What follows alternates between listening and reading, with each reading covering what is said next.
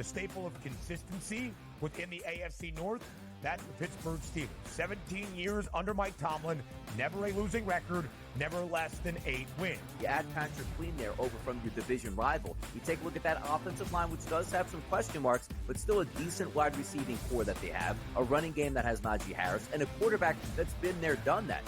The Early Line, only on SportsGrid.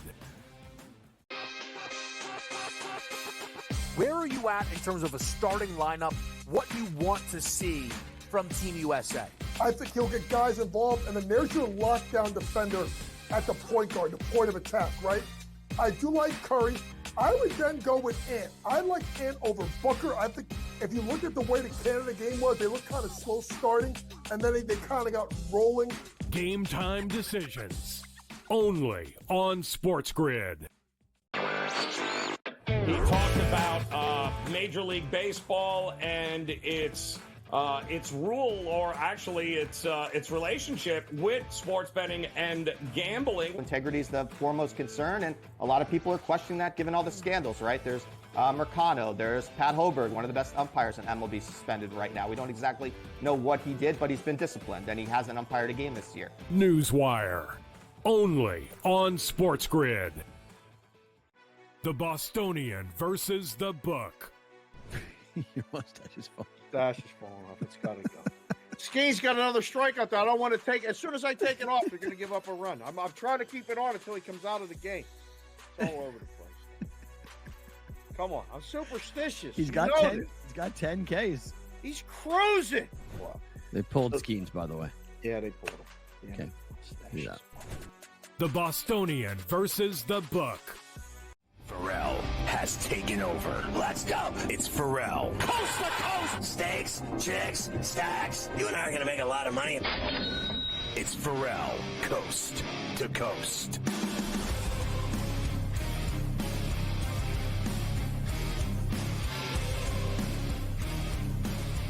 Our baseball insiders, Bob Nightingale, the notorious G of the USA Today, covers Major League Baseball. He went to the All-Star game at Globe and then went to Cooperstown to see the inductions into the Hall of Fame. And it was certainly quite the weekend with Leland, Beltre, Helton, and Maurer. I have to tell you, I got worked up, much like Jim Leland got worked up when he talked about Gene Lamont. I remember, the whole time I covered the Pirates when I was young, Leland was the manager and Lamont was his bench coach. And then he brought him with him everywhere. Miami, Detroit? He brought him everywhere. And I just thought it was so magnificent. The two things he did at that Hall of Fame speech was he spent time talking about his best friend, Gene Lamont, and what he meant to him as roommates back in the 60s when they were playing, and then stayed by his side the entire career, and then to say that it meant more to him than anything in the world, him being there in Cooperstown. And then when he started talking about the fans, like kids asking for autographs and how much it means to take your glove and go to the game with your dad and to see your heroes play baseball and just to get into the Hall of Fame, that they're, just all of it. Like Leland got real emotional. I thought his speech was fantastic. And I know I'm homerized on the Pirates, but screw it, Bob. You knew I'd bring up Leland. I mean, and my Buccos, and the day Skeens is pitching, you knew I had to talk about the Bucks. Why not? Why not? Yeah, it was funny. His daughter Kelly bought him a white handkerchief because she knows he's going to cry. Put it in his pocket, and if you open it up, it said "No crying in baseball." Like you said, I mean, very emotional. Particularly talking about Gene. And it's the first induction I've seen where I've seen a guy get inducted and tell someone, "Please stand up," particularly not a family member.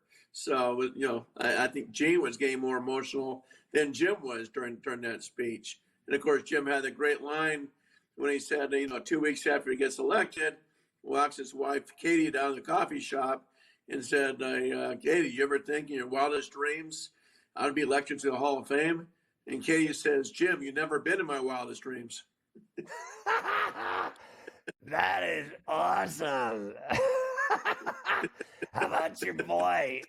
Wasn't Poppy messing with Adrian Beltre and tapping him on the head, and Beltre hates that? Yeah, I grabbed a little cup of coffee in the back, and as he's going back on stage, just as Adrian was about to talk, he rubbed his head, and, did the alarming because Beltre hates that. Tell you what, Beltre was having the time of his life. The night before at the bar in Cooperstown called the Hawkeye, the bottom floor, had the time of his life, dancing with his wife and seeing friends. Usually everybody's uptight and nervous, not him. And a few people said, hey, you sure? He goes, I got this speech. And he did. He had a beautiful speech. Yeah, and he talked about King Felix, right? Yes, and one of my favorite teammates, and a guy I love playing with, and a guy I love to hit against. And remind everybody he hit a home run the last time he faced King Felix. So let's talk about some of these guys that are allegedly on deck to be dealt at the deadline. I'm going to go through a litany of them, so let's kind of fly through them. Crockett and Fetty, both with the White Sox, and Luis Robert Jr. Yeah, I mean, both those guys. I think the White Sox are going to trade about 7 or 8 guys. They're going to trade, a third of their team. When people say, can the White Sox break the record for the worst team in baseball history? They can, because they're about to get a lot worse. The thing about Crochet there is that he's already pitched more innings than he has his entire career. So I'm not sure what a team's going to get from him, knowing that he's already passed his innings limit, everything else. You get him for the future, but he may only be a reliever down the stretch instead of a starter. Do you think the Paredes will get dealt from the Rays? I would love to see my Pirates. I want Paredes. I want. I'd even be Andahar or Rooker of the A's. I'd be like, because I know what money that Nutting's willing to spend. It's not going to be anything outrageous, but I think there's guys like that they could actually go for. They can. Scott, they spent so much time rebuilding that thing and getting the prospects. They're not going to do something stupid and trade a prized prospect for these guys. I think they've arrived a year early, so I think it'll be something minor. But it could be something like that. I think Rooker might be too much. He's more of a DH. We'll see about Paredes. But yeah, they're knocking on the door right now, and I can't believe they're only one game below 500. About half a game out of a wild card berth. So I don't think anybody expecting them to be in this position.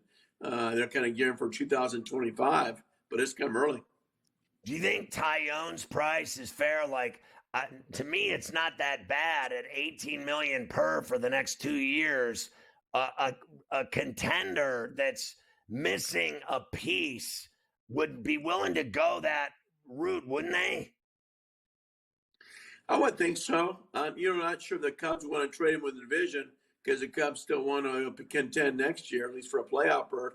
They might be better off getting a Zach Eflin one more year. I think about $18 million as well, Scott, and get him from the Rays. Veteran guy. He's been right there in the playoff picture before. I'm not sure I'm sure the Pirates are one of those teams, but some guy like that would be a perfect fit too.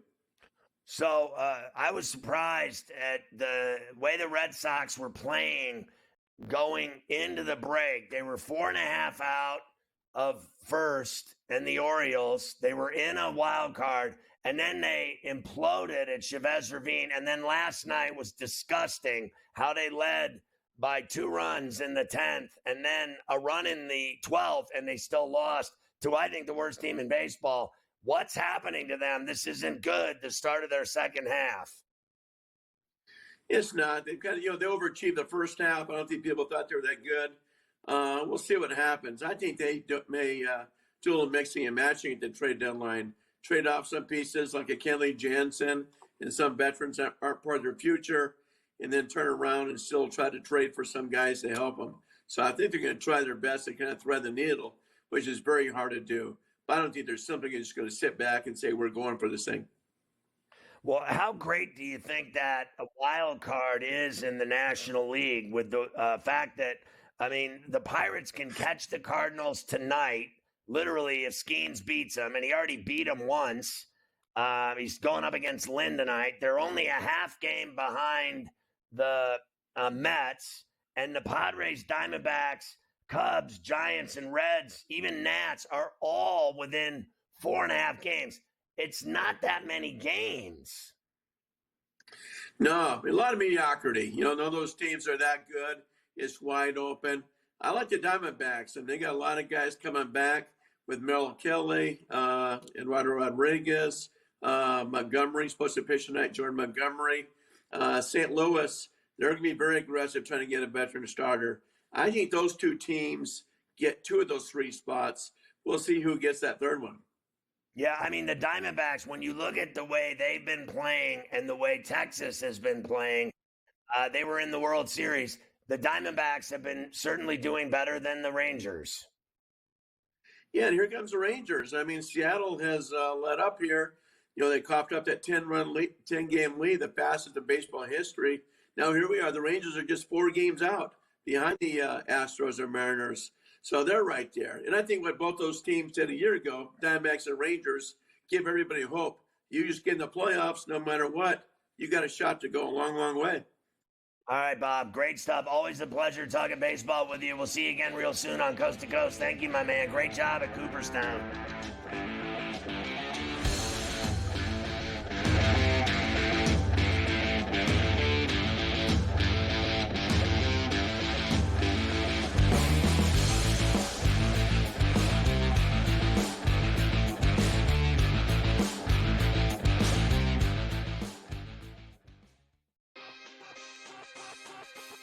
Where are you at in terms of a starting lineup? What you want to see from Team USA? I think he'll get guys involved, and then there's your lockdown defender at the point guard, the point of attack, right? I do like Curry.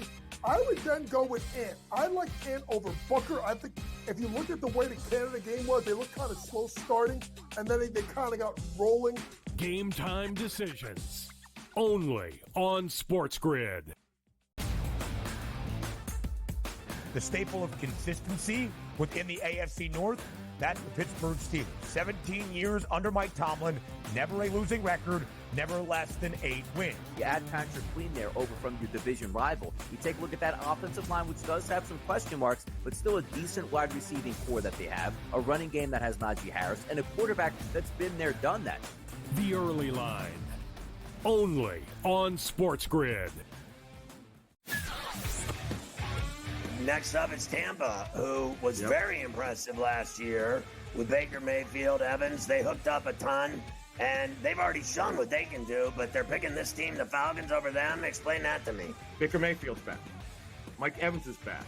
Where a couple years ago, you really wondered if he finished his career as a Buck, but the Bucks wanted him to do that, and he's going to do that. He signed a 2-year deal for about $21 million a year. Ferrall Coast to Coast. Only on SportsGrid. They scored well. They defended like crap. Last game, they struggled to score. They defended great. We still have not seen the best out of USA basketball. So they've shown they've won different ways. They still should win absolutely the gold medal. But they're playing with fire a little bit with their play, especially when you get to the medal round and it only takes is 1 game to lose. Betting above the rim. Only on SportsGrid.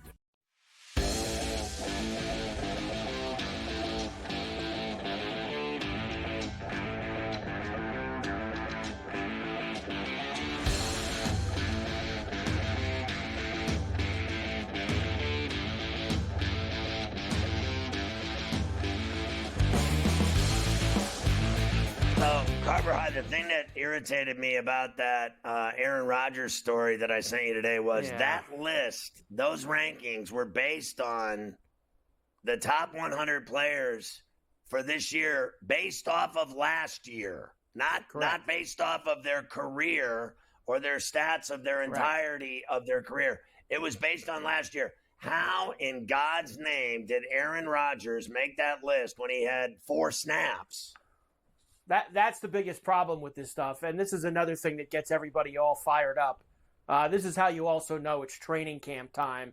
And this is why we wait months to get to training camp just for about a week to go by for us to say, God, can we get to opening day already?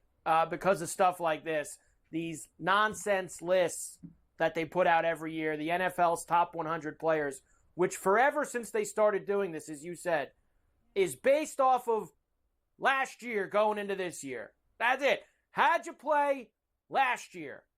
How do you end up in the top 100 if you took 4 snaps and you didn't play all year? How's that happen? It's because they had to find a way, some way possible, to wedge him into that program any way that they could. Why? I have no idea. There's so many talented, up-and-coming stars in this league that why did we have to wedge him in at, what was he? 92. Yeah. I mean, we gotta refocus here. We gotta do better. We just gotta do better. You really gotta do better. It's nonsense. Tua did report to Dolphins camp. He will not hold out amid contract talks. He says, give me the rock. Let's start throwing it around. We said yesterday Jordan Love is at Green Bay, but he's not going to practice till he gets his new deal. Let's hear how head coach Matt LaFleur feels about all of that. Well, I think anytime, whether you're a young player or a veteran player, I mean, I think when you get to camp, you want everybody out there. And there's some guys that can't be out there today for other reasons. And but, you just got to adjust and adapt, and that's the nature of the beast. That's part of our game and part of our business. And but we're confident that he'll be out there sooner or later. And I know how he prepares, so I'm not overly concerned about that. He's going to do everything he can to get the mental reps. Obviously, the physical reps are really what's important. Listen, let's get real here for a second. Yesterday, we had Adam Kaplan on talking about this guy's deal. And, I don't disagree that Dak Prescott, at the end of the day, will make more money because Dak Prescott's deal is down the line. Right now, the Cowboys are worried about CeeDee Lamb. They have Dak under contract for this year, right? So all this talk of an extension is meaningless to me when they can do it whenever they want. He still has to play this year under what's left on his deal. He's not sitting here without a deal. They're just trying to extend him at some point. Now, Love is another story altogether. Love is going to make more money, I believe, than that $52 million.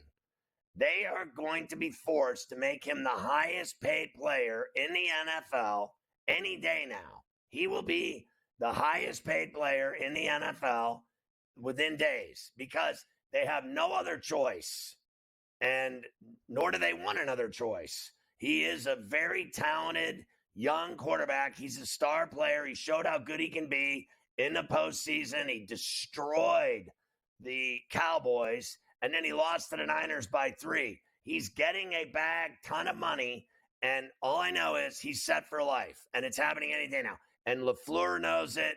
Gutekunst knows it. They all know it. And then when it's Dak's turn, Dak's going to make more money than Love because it'll be his turn to be the highest paid player in the NFL. Simple as that. Yeah, that's all fine and good. I just don't understand why every guy now has to be the top paid guy. Why does everybody have to keep jumping everybody? Like, nothing against Jordan Love. He had a great first year.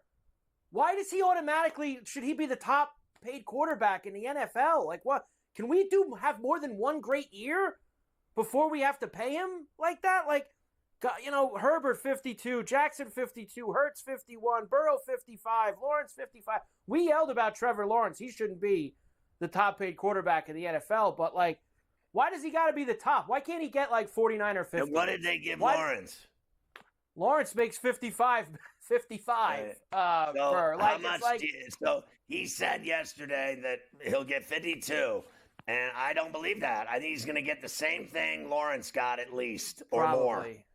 But it's like, why can't it boggles I agree with you. Like, one great year. I admit he's a very good player, but could we have 3 or 4 great years before we're making $50 million a year? Let's take it a step further. He did not have a great year. He had two great games. The Dallas game, he destroyed him in the playoffs on the road. That's what got him this contract. And then the icing on the cake was taking the Niners to within 3 points in the next round. So that's where he got his money. What did he do? They barely made the playoffs. For a first-year quarterback, which is what he was. I know he sat for 3 years, but he was a first-year quarterback. He had a very good year for a first-year quarterback. He had a very good year. He played well. He's getting paid for those two games. Shouldn't be the top-paid quarterback in the NFL off of just last year. He just should. But he will be. He will be. There's no doubt about that. Gerard Mayo says that Jacoby Brissett is going to be the quarterback one for the What Patriots. a disaster. God bless and good luck to them up in New England. The NFL and the NFLPA have discussed an 18-game schedule at, quote, a very high level. We've said this for a while now. I don't know why they're wasting their time. They know it's going to happen.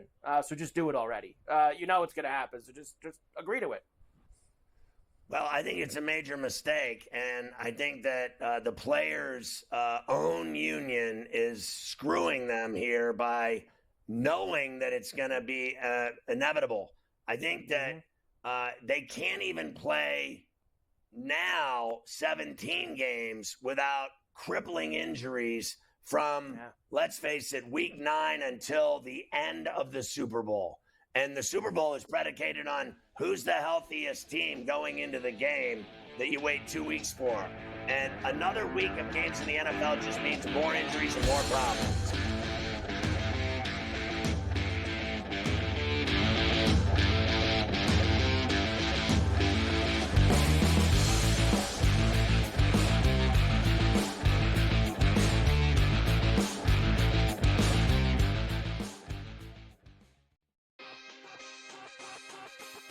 Where are you at in terms of a starting lineup?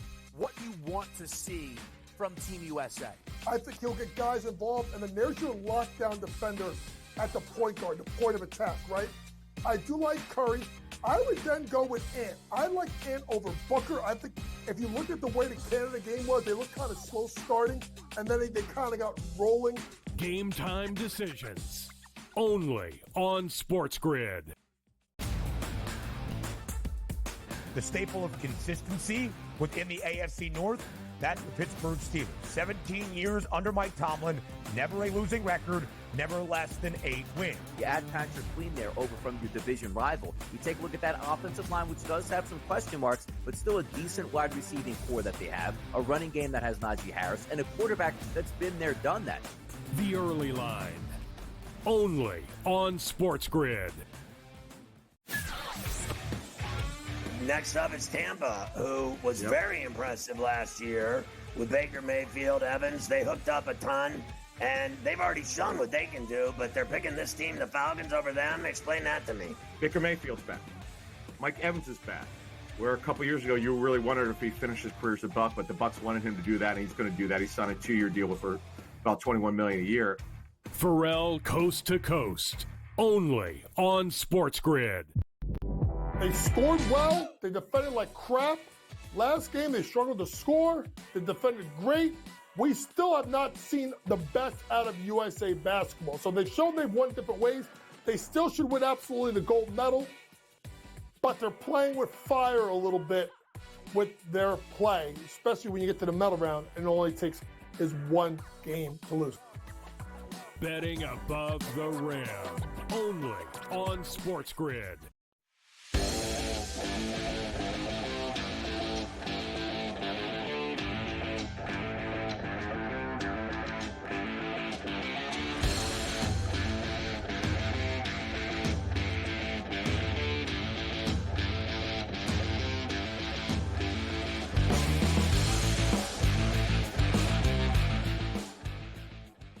So I already know I'm going to go out to dinner tonight and I'm going to watch Skeens, but I know I'm going to end up telling the waitress all about the BetMGM First Bet 1500. She may not have a clue what I'm talking about, so I'm going to try to make it easy for her. I think she needs to get involved. So, 1, download the BetMGM mobile app on iOS or Android or go to BetMGM.com. Even she can do that. 2, I want her to sign up and deposit $10 in the account. I might even just give her a 20 spot just to do it right then and there. Just deposit this 20 in your account. 3, place your first wager. I'm going to tell her to bet $1,500 on Skeens tonight.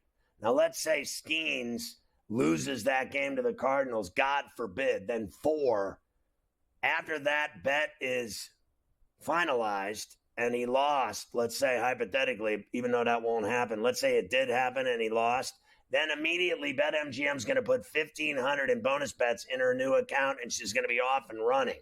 And then I think by setting her up with this massive, sportsbook account with BetMGM that's going to make her all kinds of money, she's not going to spit in my dinner.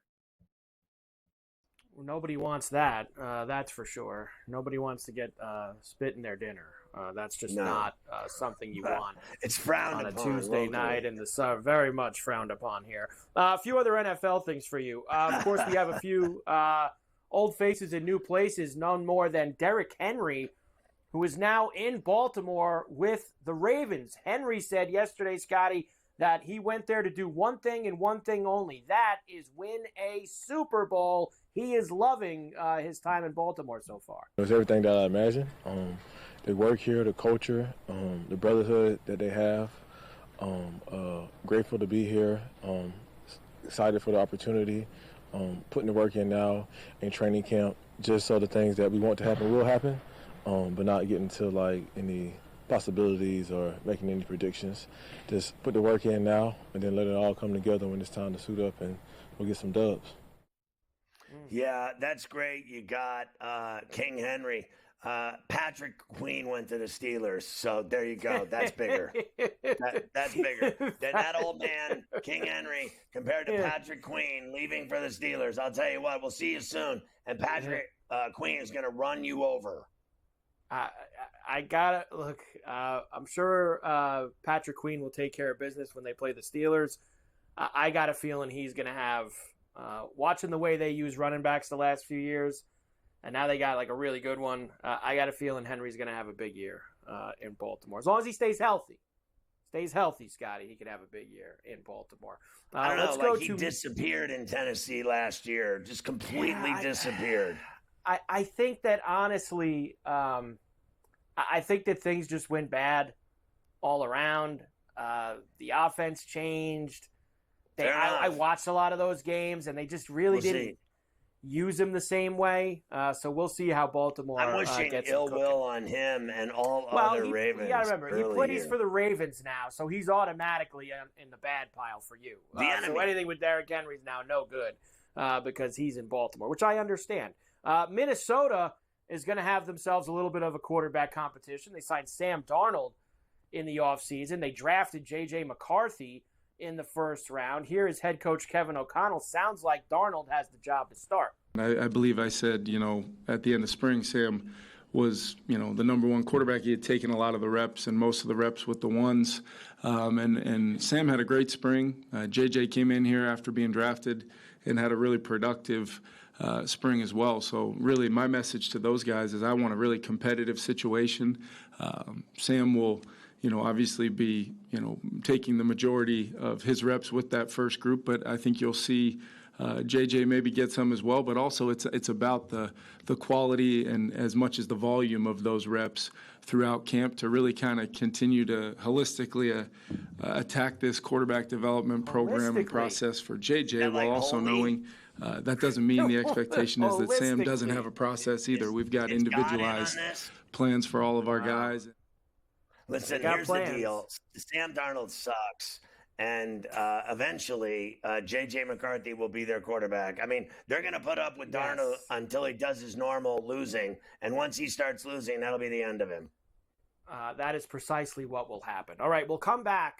I'll give you one more NFL. And then I want to get some of this college in for you today. With the ACC and the Big Ten getting going, I've got Commissioner Jim Phillips, who gave his State of the Union, wasn't too happy with Florida State and Clemson. I've got Mike Norvell in Florida State. We have a few things to accomplish.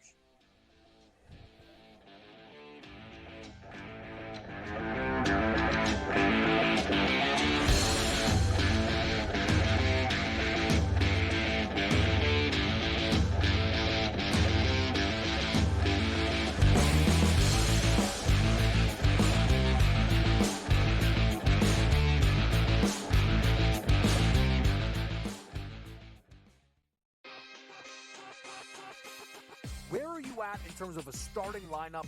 What you want to see from Team USA? I think he'll get guys involved, and then there's your lockdown defender at the point guard, the point of attack, right? I do like Curry. I would then go with Ant. I like Ant over Booker. I think if you look at the way the Canada game was, they looked kind of slow starting, and then they kind of got rolling. Game time decisions. Only on SportsGrid. The staple of consistency within the AFC North, that's the Pittsburgh Steelers. 17 years under Mike Tomlin, never a losing record, never less than 8 wins. You add Patrick Queen there over from your division rival. You take a look at that offensive line, which does have some question marks, but still a decent wide receiving core that they have, a running game that has Najee Harris, and a quarterback that's been there, done that. The early line. Only on SportsGrid. Next up is Tampa, who was very impressive last year with Baker Mayfield, Evans. They hooked up a ton, and they've already shown what they can do, but they're picking this team, the Falcons, over them. Explain that to me. Baker Mayfield's back. Mike Evans is back. Where a couple years ago you really wondered if he finished his career as a Buck, but the Bucks wanted him to do that, and he's going to do that. He signed a 2-year deal for about $21 million a year. Ferrall coast to coast. Only on SportsGrid. They scored well. They defended like crap. Last game, they struggled to score. They defended great. We still have not seen the best out of USA basketball. So they've shown they've won different ways. They still should win absolutely the gold medal. But they're playing with fire a little bit with their play, especially when you get to the medal round, and it only takes is one game to lose. Betting above the rim. Only on SportsGrid.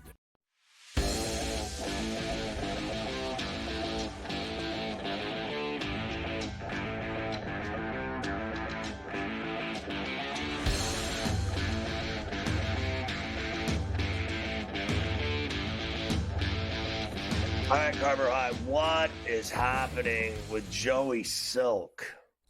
Yes, let's start with Burrow here. I'm going to save the owner, Mike Brown, for tomorrow because, of course, Mike Brown speaks once a year, and he usually says something ridiculous. But we'll go with Joe Burrow first here today, Scotty. He showed up to camp today. Now, remember last month he had the suit without the back at that fashion festival, wherever he was over in Europe. Now, look at this, blonde Burrow with the very tight cut up top. What is happening there with Joe Burrow, Scotty? It's Eminem. What is happening with this dude with all the... What is with the fashion show and the hair and the... Like, it's really... It's gotten to him now. He's like, he knows he's in the NFL... and that he's wildly popular and famous, and he's back from his wrist injury and surgery. So now that he's going to be playing again, and he's predicted that they're going to run away with the North, he's already a fashion icon and is now dyeing his hair blonde. I mean, what is next? I'm not sure. I know one thing. Not a lot of focus on football, more focus on fashion. Yeah. For Joe Burrow here, really. I hope he's been focused on football, or actually, I hope not, going into this year. I'm sure that he has, though. I took 2 hours NFL of note. hair dye at the salon. He was in there all morning. Last thing, Odell Beckham Jr. will start camp on the PUP list for the Dolphins. What else is new? With various minor injuries. He still keeps getting contracts. Amazing. Never healthy. Just never healthy. ACC and Big Ten media weeks going on this week. The ACC is in Charlotte. The Big Ten is in Indianapolis, as always. Let's start. Here's ACC Commissioner Jim Phillips. This was yesterday, as he always, the commissioners always kick off these conferences, talking about the league and the year ahead. And we know that there are some legal issues with the ACC and Florida State and Clemson. Here is Jim yesterday. He doesn't seem very happy about all of these legal disputes. As I turn my attention to the year ahead, I must directly address the ongoing disputes with 2 of our members about the contracts they each signed twice and whether they will honor those agreements. With multiple ongoing legal cases, there are limits to what I can say. But I can state that we will fight to protect the ACC and our members for as long as it takes. We are confident in this league and that it will remain a premier conference in college athletics for the long-term future. These disputes continue to be extremely damaging, disruptive, and incredibly harmful to the league, as well as overshadowing our student athletes and the incredible successes taking place on the field and within the conference. Listen, it's about, at the end of the day, about money. I'm not sure I follow his rhetoric about, the student athletes. Yeah, they care about money. And here's the deal. Florida State and Clemson have done nothing but complain about the ACC now for a couple of years. They've sued. You heard him. They signed the deals. I actually believe that they're going to be there through, obviously, this year, and I believe they're going to be there through next year. And I also don't believe for 1 minute yet in any capacity that the SEC wants either one of them or the Big Ten. And how many teams can the Big 12 have? 30? Are they going to have 40 teams in the conference? So there is nowhere, frankly, what are they going to go to the Mountain West? What are they going to go to the Pac-2 and hang out with Oregon State and company and Washington State? I think they need to shut up and stay where they are. All they do is complain. Now, I've heard that Florida State, North Carolina State, and Miami all think they're going to win 10 games this year, and Florida State thinks they're going to go undefeated again. Why don't you worry about that and stop worrying about how much you think the ACC sucks? There's nothing wrong with the ACC, frankly, in basketball or football. Yeah, let's get into that quick because you sent me that yesterday and we never really got to it. I saw that thing that you sent me, that those three teams are going to win 10 games this year. Now, Miami... No way. I'll keel over if Miami wins 10 games. I want to see Miami jump up and go 10-2 this year. That would be stunning to me. Every year, everyone pumps up NC State that they're going to be like the next great thing. They're the next big slice of bread that's going to come out. That never happens either, as they go 7-5 and 8-4. Well, I mean, and they never have no get running to their 10 game, wins. and they've tried to fix the running game every year. They do it through the portal. Now they have 2 new running backs. Here's the deal. I think NC State's a good team. Florida State is clearly the best team in the conference. Yes. And Miami's the most overhyped team in America. They get as much attention, believe it or not, as Notre Dame. Notre Dame is always ranked, always talked about, always hyped. They're always going to the playoff. They're always going to be great. Every year, no matter what, without fail, Notre Dame is always on everyone's tongue. Same as Miami. Meanwhile, Miami has absolutely sucked onions for 20 years. And I mean, like, them winning 8 games would be enough to have my second open heart surgery. I'll keel over and have a stroke before they win 8 games. People talking about them winning 10 games. They got, remember, they had a couple years ago, they did the same thing. They got the flashy quarterback. Remember, they were going to win all these games when they went out and got the brother that could really haul ass, going to be badass. And now they did it again with Cam Ward, and they're predicting that he's going to be the player of the year in the ACC, and he's going to run the tables for the Canes, and they're going to win. They have Recepo, a great receiver. They're going to win all these games. Great recruiter, Cristobal. And here's the deal. They never effing win anymore. They don't win anymore. They don't win anymore. I don't want to hear how they're winning 10 games every effing year, and they can't even win 7. They got shut out in a bowl game by Louisiana Tech, 22-0, and the cheerleaders all stopped and started wearing overalls.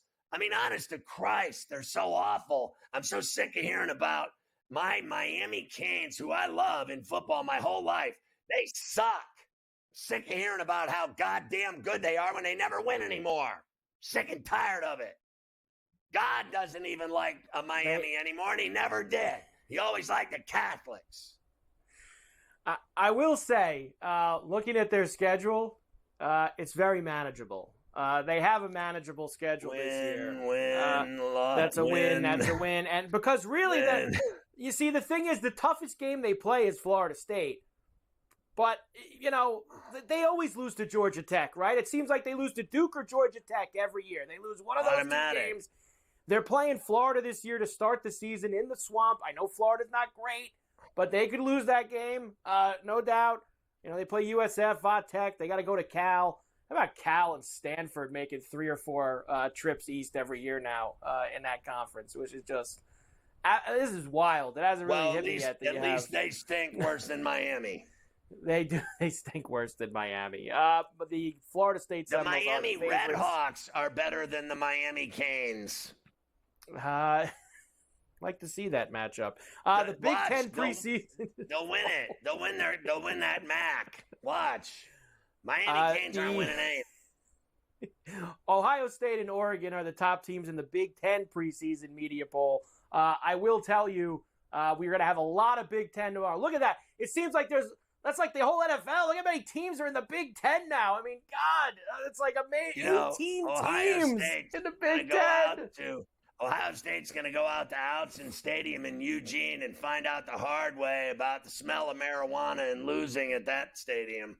I promise more college football tomorrow. I didn't give you enough today. I'm going to a big block of college football Give tomorrow. me more. Yeah.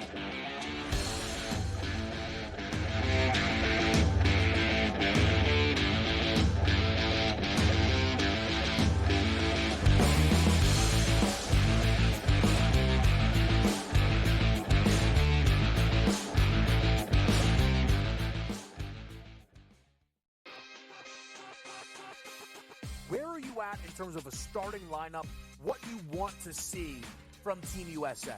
I think he'll get guys involved, and then there's your lockdown defender at the point guard, the point of attack, right? I do like Curry. I would then go with Ant. I like Ant over Booker. I think if you look at the way the Canada game was, they looked kind of slow starting, and then they kind of got rolling. Game time decisions.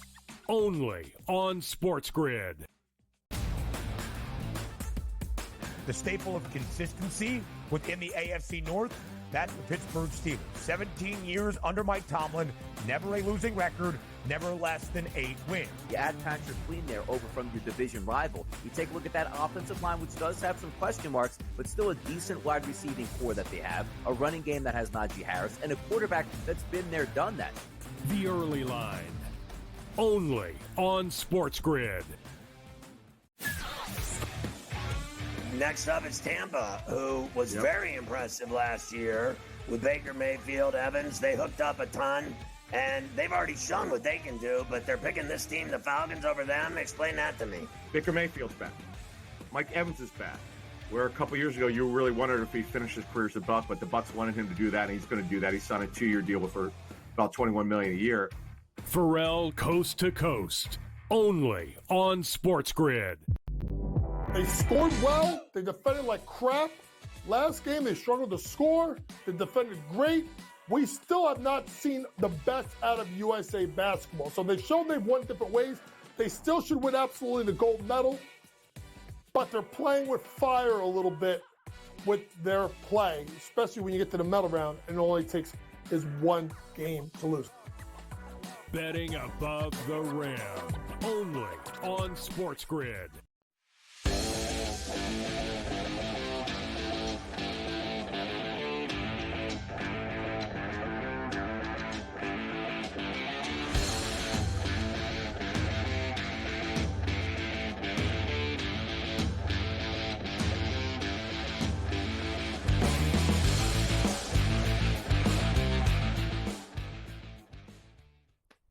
And we are back, Ferrall, coast to coast here on a Tuesday. Carver High here with you as we are going to get ready for LIV Golf this week. LIV is back. We love it. Of course, last week, the Open Championship, Xander Schauffele the win.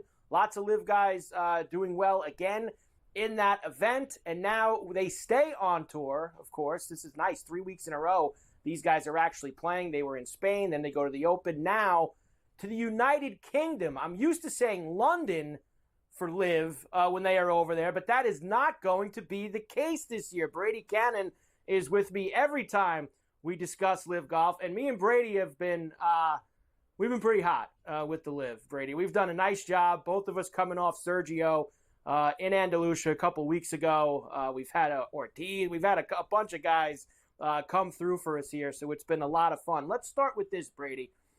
This tournament, of course, makes the move for LIV. They were in London the last couple of years. Now they're going to the JCB Golf and Country Club, which is a little more in the middle of England. It's kind of between Manchester and Birmingham, just south of Manchester. Please, Brady, tell me something about this place they're going to play at this week. Well, no different from where the LIV seems to frequent as far as the golf courses, especially recently. They played at Valderrama. We saw the course in Singapore. They play some pretty high-end tracks, and you have another one here at the JCB Golf and Country Club. From what I have understood as far as the golf course, it's got a signature hole in the 17th, kind of an island green type of deal, an 18th hole that's very well guarded by bunkers as far as the 18th green. So a couple of tough finishing holes, but I understand that the fairways are pretty wide, 7,300 yard course roughly. I think length off the tee is going to be powerful here because you have the wide fairways where accuracy, different from what we saw in that win that you and I had with Sergio, where accuracy was very much at a premium at Valderrama. I think there's going to be a little bit more room off the tee here for the guys, and I think some of the bigger bombers may find that being right up their alleyway here at the JCB. So I went with two longer hitters, 3 picks, 2 longer hitters, and one more of an accuracy-based guy. It's been cool. Obviously, you and I have had a lot of success hitting the outrights, but it's been cool with these big-time golf courses that the LIV circuit has been hitting, a few different times throughout this season so far. It certainly has, Brady, that's for sure. Of course, we know who the favorites are going to be here. It's kind of the same every week with LIV. Doesn't really matter where they are. You know that Bryson and Rahm, Hatton and Neiman, etc., those are going to be the guys at the top of the board at the small prices. Why don't we start, Brady, by telling me where you are going this week at the JCB United Kingdom for LIV. Let's go, Brady. Yeah, absolutely. Let's go and get another one. Jon Rahm, a nice finish at the Open Championship. Tyrrell Hatton winning in Nashville. Sergio, of course, in Spain. But I went to a guy that maybe has been really the hottest player in the LIV circuit this year, and that's Dean Burmester. We hit him in Miami. Okay, he's finished top 10 3 other times in addition to that win in Miami. He was 19th at the Open Championship last week. He was 12th at the PGA Championship at Valhalla earlier this season. This guy has been really, really good, playing some great golf no matter where he's playing. Of course, he's a former DP World Tour, European Tour guy. And so I went with all guys that have played on the European Tour before, probably more at home, playing in England than maybe some of the other guys, the Americans, what have you. So I took Burmester, got him at 25-1. He certainly does fit the bomber mold. He's 8th in scrambling on the LIV circuit, also 5th in driving distance. And then I went, this guy is not necessarily a bomber, certainly more of an accuracy-based guy, and an older gentleman, Richard Bland, who comes off of 2 incredible wins on the Senior Tour, Carver. He wins the Senior Tour PGA and the Senior U.S. Open. He is 4th on the LIV circuit in greens and regulation. Now, can he compete against the younger guys? Hey, he's been so hot, and he's been finishing really well on the LIV Tour as well. He was 9th in Nashville, 14th in Spain. I think this guy's just going to be there once again, and at 30-1, I thought he was worth a shot. And then I went to another guy that I also played back in Miami when we hit Burmester. I went with Adrian Meronk, who is another guy that is really of the bomber mold. He was 2nd in Houston when you and I had Carlos Ortiz, and he comes off a 50th place finish last week at the Open. I think he might be ready. So, and again, another guy that has played extensively on the European Tour. So Burmester, Bland, and Meronk for me this week in the UK. You can always get me in on Bland, Brady. There's no doubt about that, especially with the year that he's had. I'm probably going to join you on that one. Here's what I'm doing. Rahm showed me something last week that he's starting to turn the corner. Now, look, he's been top 10 in every LIV event this year, but him grinding out that Saturday and Sunday at the Open Championship, he might be ready to crack the egg here on the LIV Tour. So 7-1 for Rahm. I know it's a chalky price. Next, I'm going with a bunch of guys who have come close recently and have just about been there to win. First, Patrick Reed. He's got 2 top 5s in his last 3 outings on LIV. He's at 18-1 right now. That's wrong. He is 18-1, Patrick Reed. You have Louis Oosthuizen, also, who has been very close this year, Brady. He's got a 4th last time out at Spain. He was 2nd at Adelaide, and he's played better golf. Paul Casey in England. I like that angle with Sergio. Obviously not as close as Sergio was with Valderrama in terms of close to his heart, but I'll play Casey here in England. He's got 2 9s at Houston and Nashville, a 17 at Andalusia. We'll try to get him across. And I'm taking a flyer on Ian Poulter for a top 10 at 11-1. Poulter's been awful, Brady, on LIV ever since he's gone there. He's got 1 top 10, I think it was in London last year. For whatever reason, he comes home and he plays a little bit better. I'm going to take my shot with Ian Poulter, Brady, just for a top 10. Yeah, I like that. And you're right. The home game has been good to Poulter. The home game was good to us and Sergio Garcia in Andalusia. But I worry about that sometimes in golf. Like you get the pressure of being at home and you got to hand out all the tickets and you deal with the distractions. It might work for Ian Poulter, though. I wish you luck, my friend. I had the Dean in a bunch of pools this past weekend at the Open Championship as well, and he played very well and got me some good points. So we love Dean Burmeister here on our LIV chats. Brady Cannon with us, LIV United Kingdom. Let's go back to the window, baby.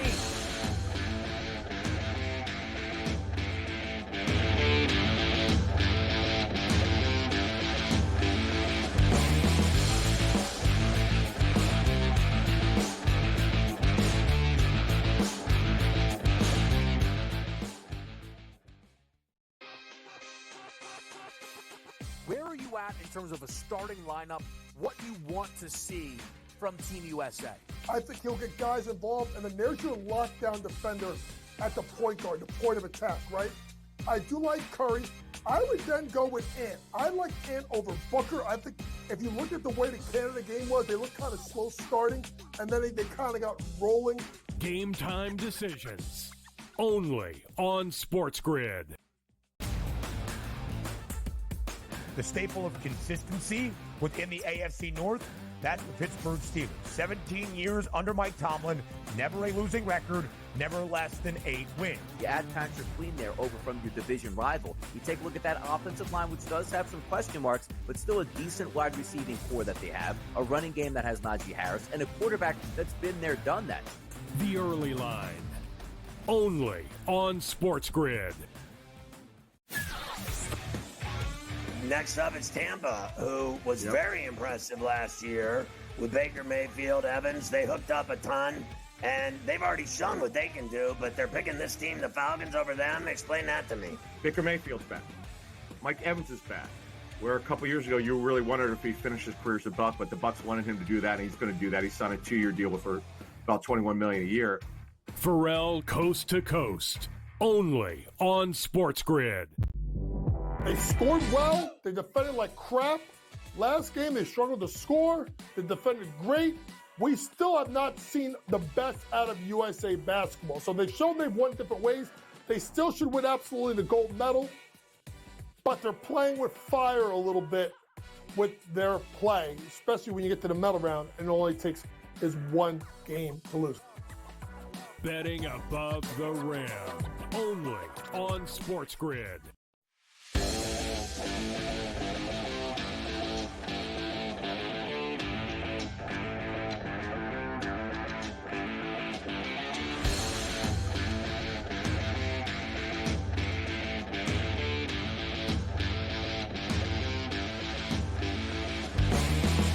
Derek King, I oughta.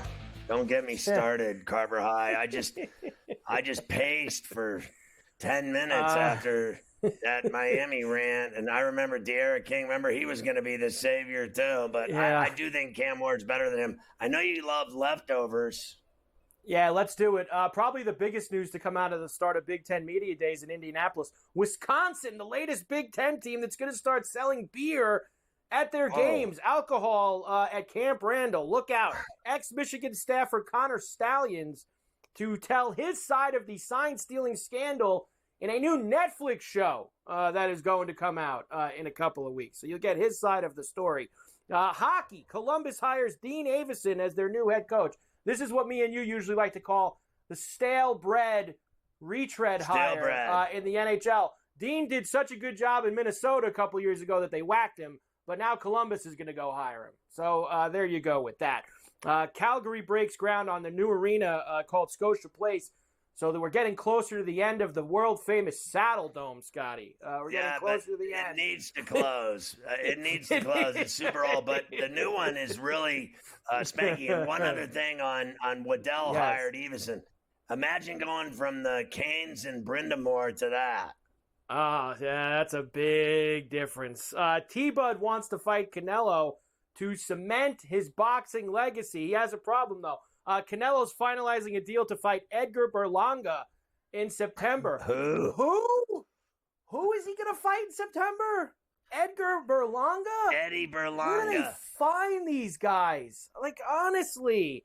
Ernie Johnson stepping away from his MLB on TBS duties for the rest of the season. He has a family member that he's helping out. I love the Olympic Village stories that are already starting to come out in Paris. Here we go. Olympians finding all the condoms in the village bedrooms. So everybody's getting ready to show up in Paris. And then I read this one too. They're already not happy with the lack of air conditioning in the Olympic Village. Apparently, Scotty, Paris told the Olympic Committee it would be the greenest Olympics ever, and they put no air conditioning in any of the Olympic villages. So now all of the big budget federations like the United States are like going down the block to the Best Buy in France to get air conditioners for all the Olympic Village units. What a scandal. Wow. So nobody has air conditioning and everybody's going to stink when they sweat all night sleeping and then show up for their sporting events. I have seen it all. All right. Ferrall finish time. MS-13 thug admits to 8 murders, including a pair of high school girls that he killed. My man was on a murder spree from the gang.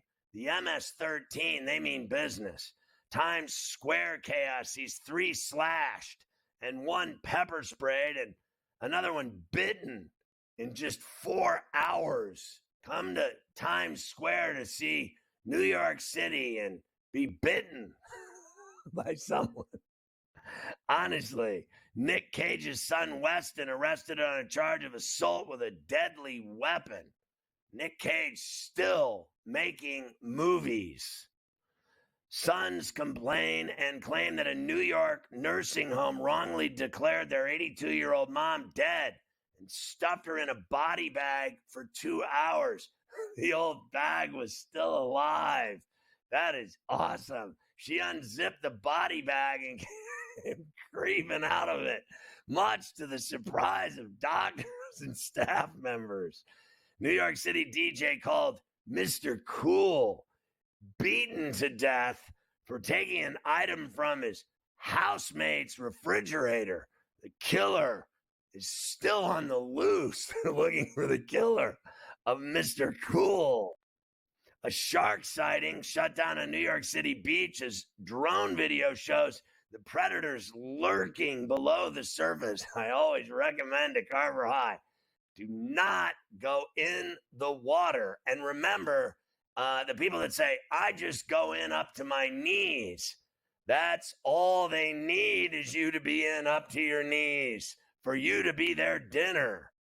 Atlanta mom suffers a horrific set of injuries after being attacked by a cluster of deadly spiders.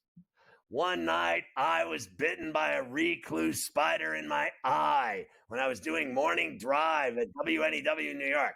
I went in to do the show, and I looked like Oscar De La Hoya after a fight. I had a shiner out to here from a recluse. GTD is next. Go to FerrallOnTheBench.com. Check out Profitable.tv. We'll see you tomorrow at 3 on Coast to Coast.